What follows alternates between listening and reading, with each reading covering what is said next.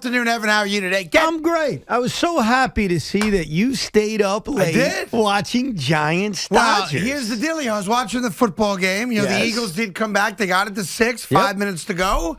And I figured, let's see if Tampa's got another great drive in them, or if the Eagle defense will do what seemingly every other defense will do against them late. Will a team be called for a terrible taunting penalty that'll cost you 15 yards? The taunting was stupid. I thought Fournette played right into it. He knew exactly what he was doing by pointing at him and looking at the ref. 100%. So I give him credit for the mental mind jazz right there. I agree. But Tampa did what Tom Brady and Tampa and formerly New England always does.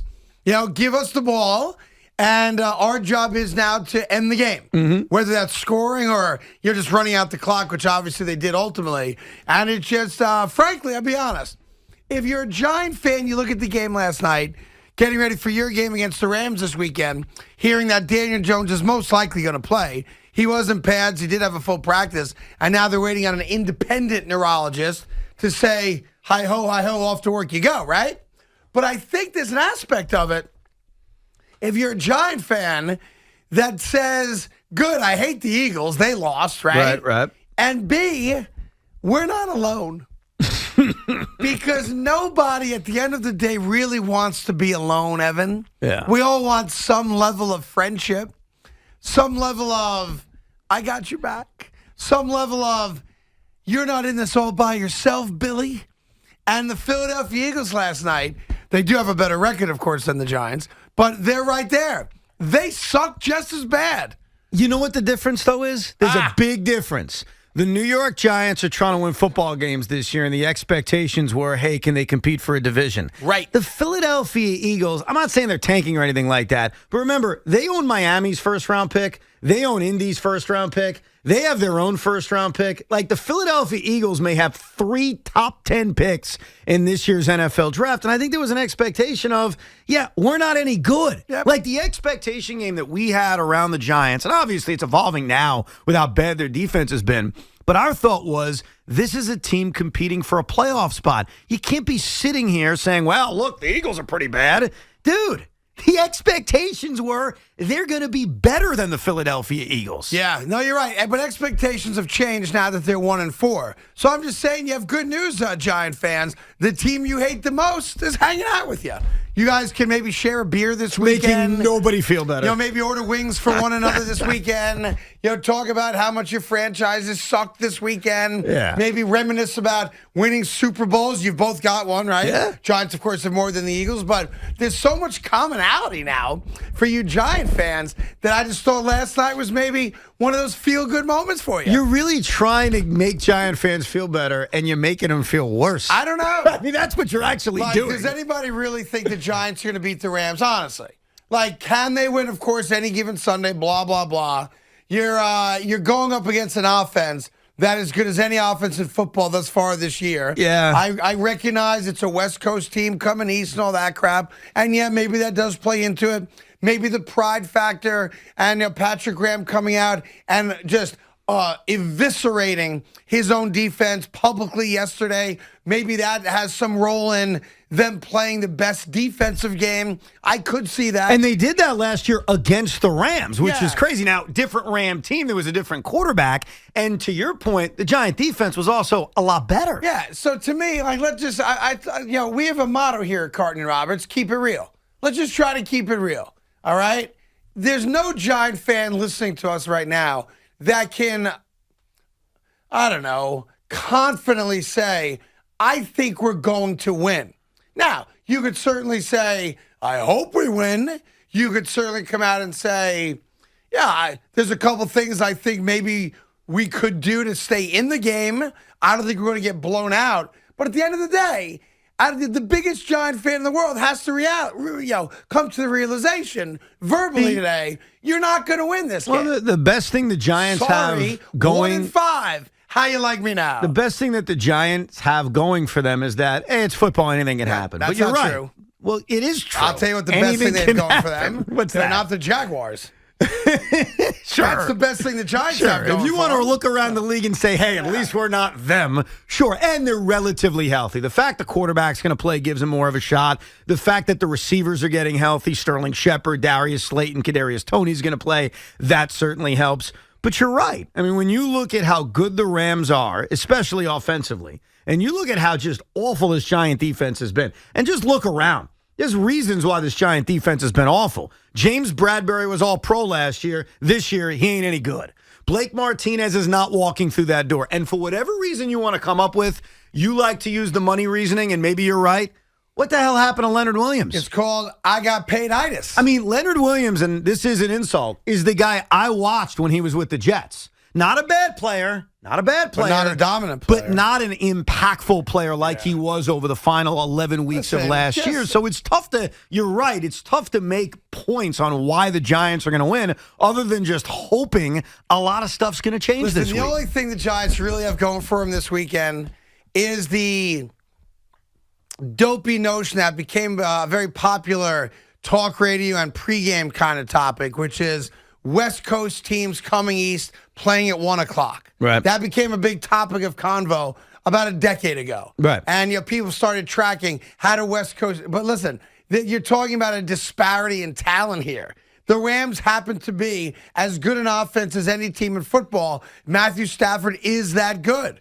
So, yeah, you're behind the 8 ball. So just own 1-5. Don't bitch and cry about it. Yeah, the Giants are getting healthier. Knock on wood, Daniel Jones is okay. You would to agree play, that they have but that's more it. of a fighting chance as opposed to if Mike Glennon and the offense we saw on the field at the end of last week was going out there this week. A fighting chance, yes, they have more of a sure. fighting shot. Why not? Yeah, I heard Bradbury on the fan last night with Big Mac and Carl Banks. I enjoyed the interview. I liked what he had to say. He said, we suck, basically. He goes, it's not about scheme. It's not about, we suck. It's about the and players. He goes, me too. Yeah. I'm not playing as good as I want to play. How could James Bradbury deny that? I mean, last year we were spoiled and watched a Reevisian kind of year, a Revis-in kind of year from James Bradbury. That's an ultimate compliment. I thought it was weird when Big Mac did a little ass kissing at the end of the interview. It was almost like Bradbury was going off to war, and Big Mac was his wife, who recognized she wasn't going to see her husband for the better part of the next year. Right. And if he even came home at all, he might come home wounded, okay? And at the end of the interview, Big Mac says to him, Now listen here, sugar. You come back with a win. It was like Balboa's wife, That's the better analogy. At the bed, yeah. When she comes out of the coma, right? And she goes, Rock, come closer. Yo, Adrian, you're going to be all right. And she goes, do me a favor. What is it? Win. And then Mick goes, well, what are we waiting for? I love it. Dun, dun, dun, dun, dun, dun, dun, dun, dun. I was so funny. I love that you did that because Yeah. he's a diehard Giant fan who's like, dude, can you slow down go Cooper get a- Kupp, please? Thank you. Yeah. Oh, I Billy. said go get a win. I don't think it's that. Yeah, I you think said it like I think you were- you're laying yeah. it pretty thick here. I said go get a win, James. Oh, honey, honey, could you do me a favor? Just bring back a win. I love it. I'm on your side, Big Mac. I would do the same thing. Thank Come you. on. Get me that victory, Well, baby. here's the good news. Later this hour, we're going to give away a pair of tickets for somebody to watch the Giants get obliterated by the Rams on Sunday, and it's our pleasure to do it. Now, quick baseball note before we take a break. Give you the phone number, get all your calls. Obviously, Giants on Sunday. The New York Yankees have still not announced anything in regards to Aaron Boone. We know Cashman's coming back. Let's just agree on that at this point of the conversation. So there's one of two things to me, and there's only one of two. Either the Yankees truly haven't decided at the executive level if they're bringing Aaron Boone back. That could be one, okay? Here's the other side. He's coming back. And I say that for this reason. And I'm thinking just about human nature and having been involved in a number of businesses throughout my lifetime. If they were going to, we say fired, not renew, same thing, right? If they're going to let Aaron Boone go, I truly believe they would have told him. He was in the building a What couple if they days haven't ago. decided, though? Hang on. He was in the building a couple days ago. They have dropped the axe on three of his fellow coaches. if they had decided he was gone, I truly believe they would have said, hey, do what you can to go get another job. We're going to let you go.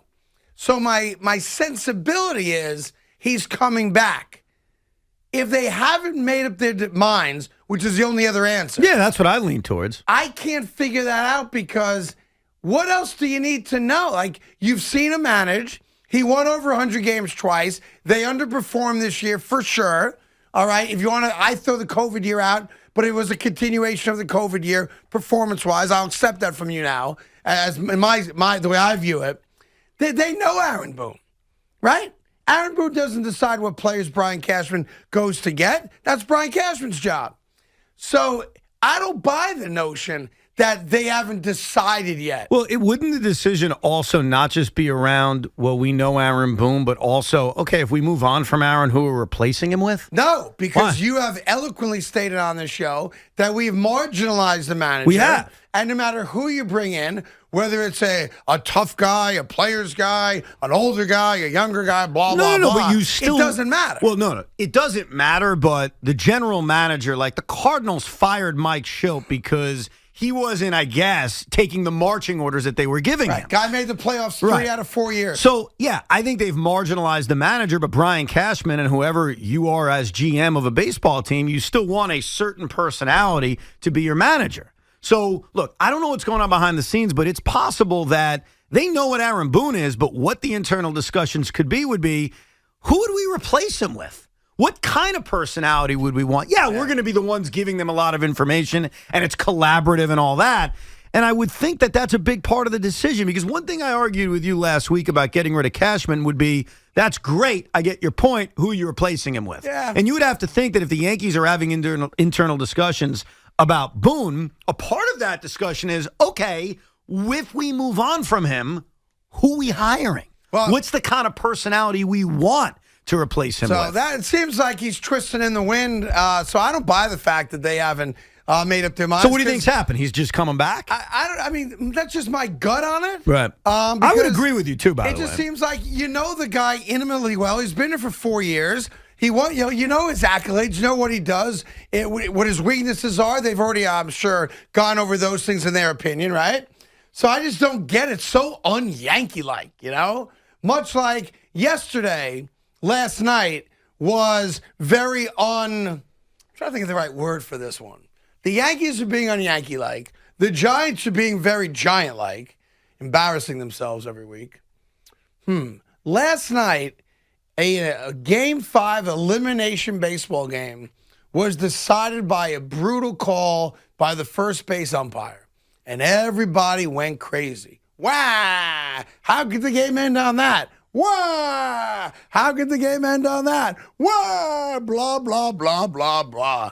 And I sat back, because I watched it, Evan. Mm-hmm. And I had a much different take on it. What was your take on it? I'm going to give you that take after the break. 877-337-6666.